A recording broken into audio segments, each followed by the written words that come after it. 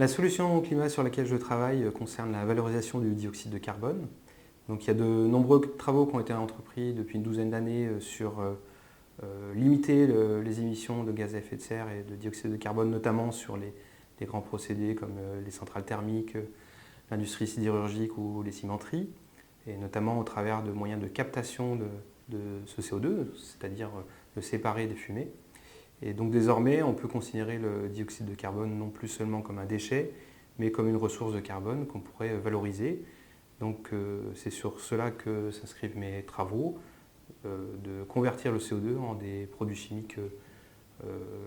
qui peuvent avoir un intérêt soit en tant que tel pour l'industrie chimique, soit pour d'autres usages, notamment le stockage de l'énergie. Alors l'innovation qu'on envisage à l'avenir concerne le développement d'un procédé de conversion du CO2, un procédé électrochimique,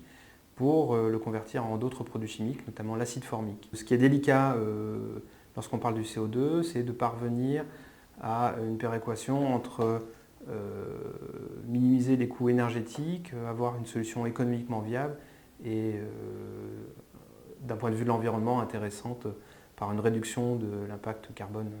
du procédé, notamment par rapport à la production d'acide formique. Selon moi, au-delà d'une application personnelle en tant que citoyen, je pense que les efforts qui doivent être menés autour du climat à l'échelle de la planète doivent concerner absolument la limitation de l'utilisation de l'énergie, réduction de la consommation en énergie, que ce soit dans les procédés, que ce soit dans le transport ou même l'habitation avec une meilleure isolation. Les énergies renouvelables doivent avoir une part plus importante dans le mix énergétique des pays. Et lorsqu'il n'est pas possible d'utiliser ces énergies renouvelables et qu'on est contraint d'utiliser des énergies fossiles, j'estime qu'il serait nécessaire de stopper l'utilisation du charbon et promouvoir plutôt l'utilisation de gaz moins polluants comme le méthane par exemple. Concernant le développement des énergies renouvelables, il pose aussi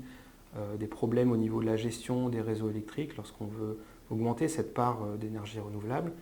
Et une des pistes qui me paraît très prometteuse est l'utilisation de moyens de stockage d'énergie électrique pour assurer une meilleure flexibilité et donc garantir une bonne intégration de ces énergies propres.